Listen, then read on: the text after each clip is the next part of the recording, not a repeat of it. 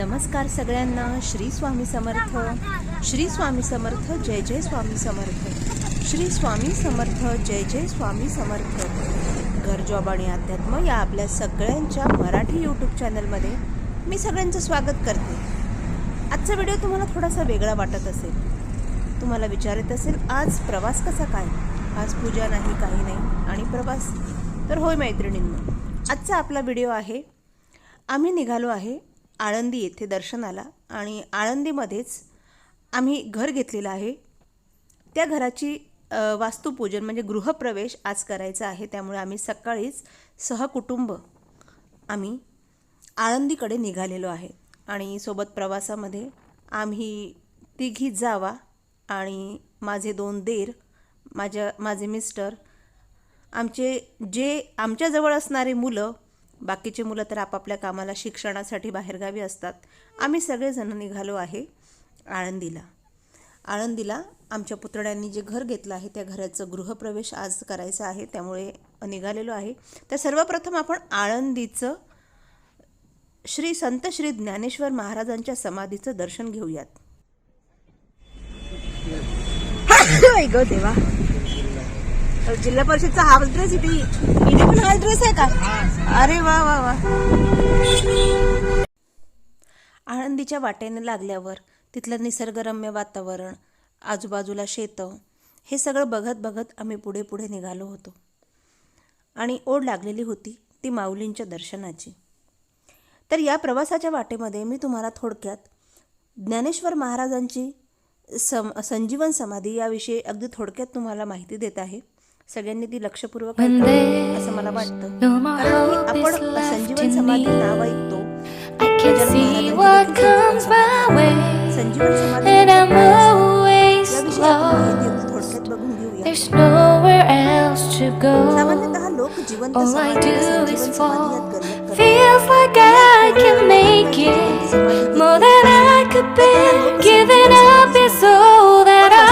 संजीवन समाधी ही एक जिवंत समाधीपेक्षा खूप वेगळी असते.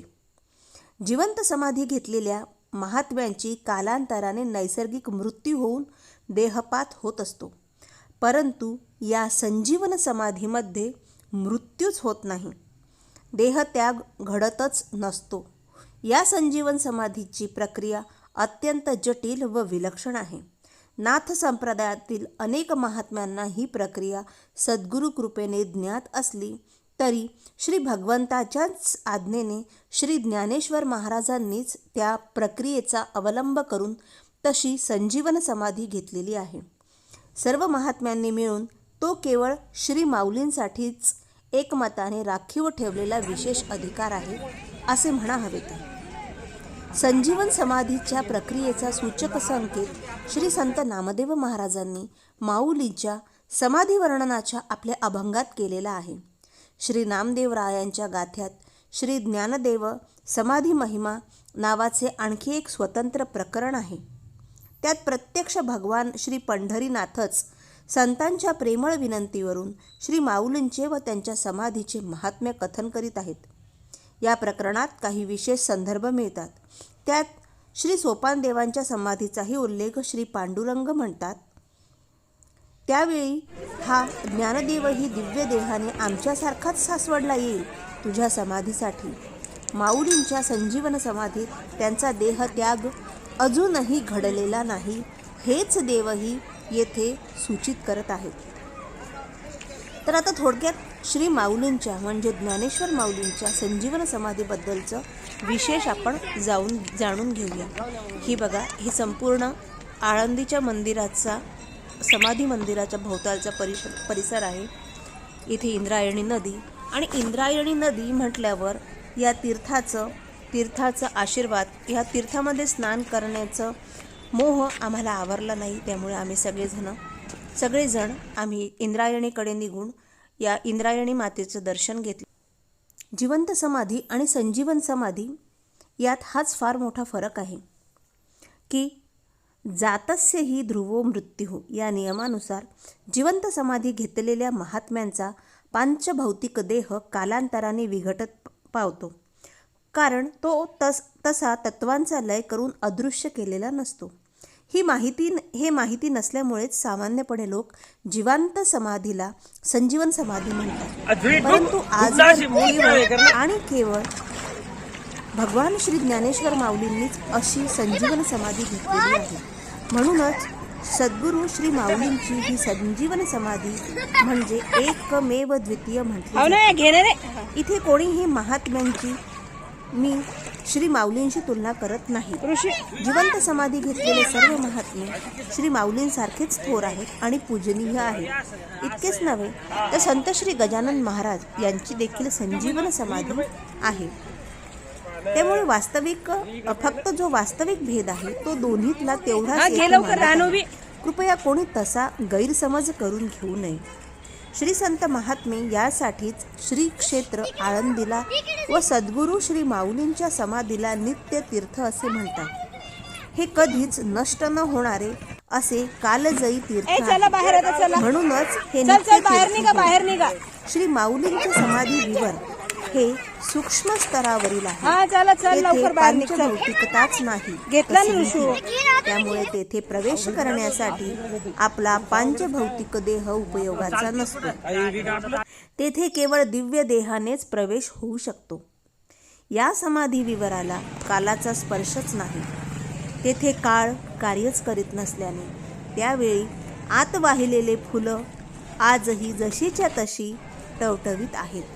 त्यावेळी ठेवलेला पंचखाद्याचा नैवेद्यही 750 वर्षे उलटली तरीही जसाचा तसाच आहे. सद्गुरू श्री माऊलींच्या कृपेने या समाधी विवरांच्या आत जाण्याचे सद्भाग्य आजवर केवळ बोटावर मोजण्या इतक्या सत्पुरुषांनाच लाभलेले आहे.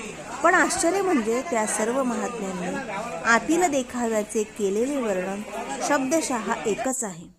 माऊलींच्या समाधी सोहळ्यास श्री संत जनाबाई उपस्थित नव्हत्या, म्हणून त्या जेव्हा त्यानंतर पहिल्यांदा आळंदीला आल्या त्यावेळी माऊलींनी त्यांना संजीवन समाधीचा तो संपूर्ण सोहळा दिव्य दृष्टीने पुन्हा दाखवला होता. श्री माऊलींचे त्यांच्यावर पुत्रवत प्रेम होते. म्हणूनच जनाबाईंसाठी त्यांनी ही विलक्षण लीला केली.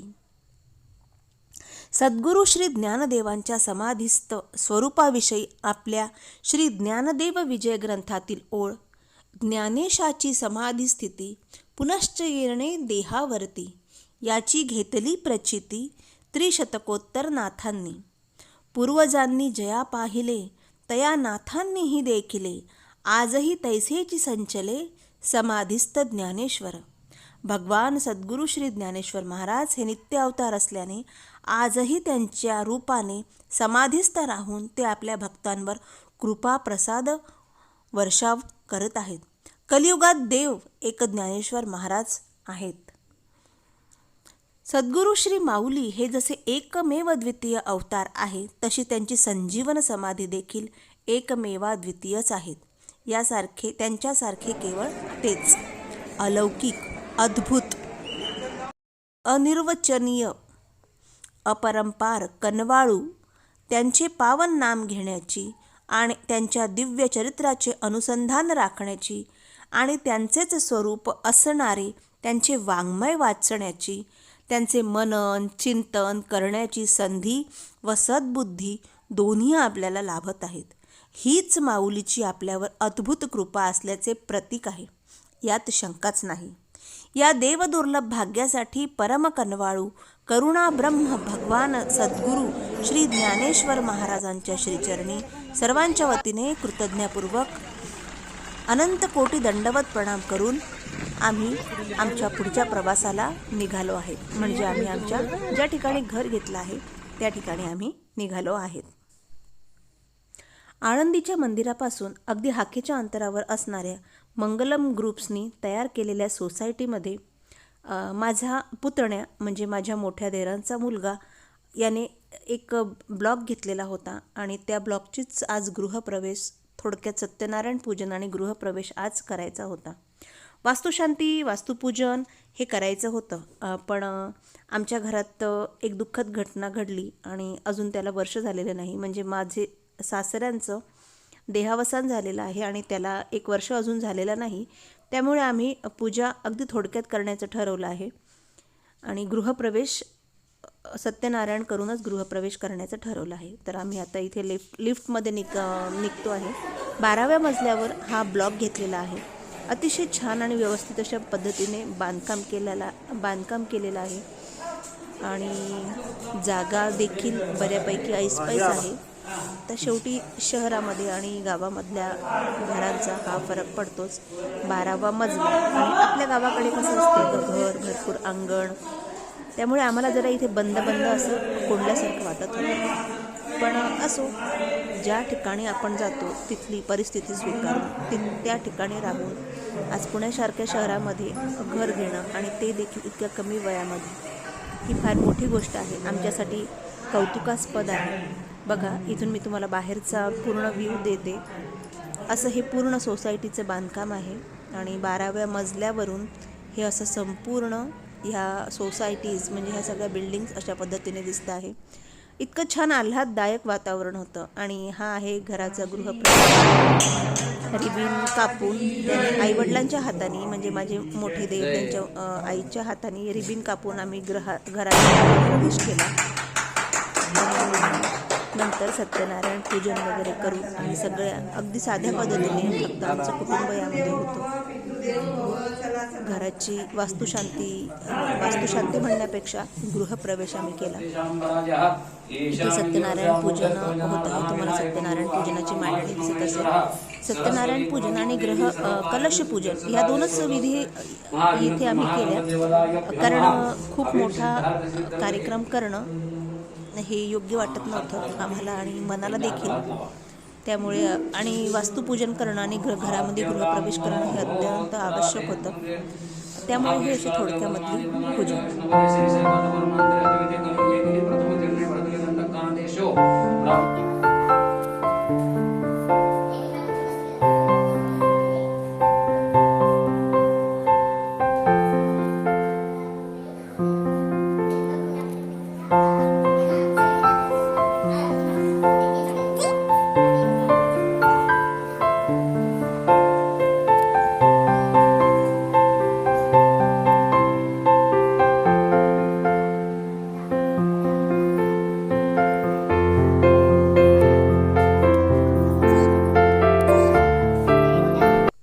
त्याच दिवशी सकाळी निघून प्रवास, आळंदीचं महाराजांचं दर्शन, त्यानंतर ह्या घरामध्ये येऊन सत्यनारायण पूजन, जेवण वगैरे ह्या सगळ्या गोष्टी एकाच दिवसात उरकून आम्हाला परत जायचं होतं. त्यामुळे थोडी घाई होती आणि थोडक्यात जे काही शूट करता आलं ते तुमच्यापर्यंत थोडक्यात होईना म्हणजे आमच्या आनंदामध्ये तुम्हाला देखील सहभागी करून घ्यायचा हा मनापासून विचार होता. आणि त्यामुळे हा व्हिडिओ मी आपल्या चॅनलच्या माध्यमातून तुमच्यापर्यंत घेऊन आलेली आहे.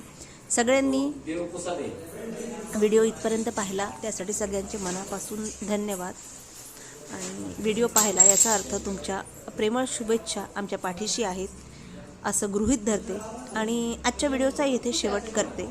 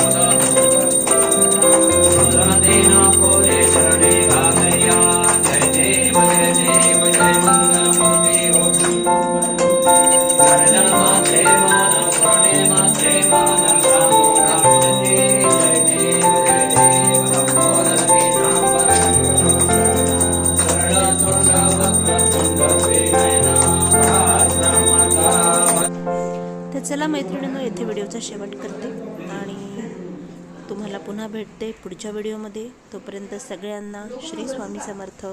सगळ्यांनी स्वस्त राहा, मस्त राहा आणि त्या काकून आपल्यासाठी घरी बनवलं. आज बंद होतं त्याचं सगळं. चला पुन्हा भेटूया.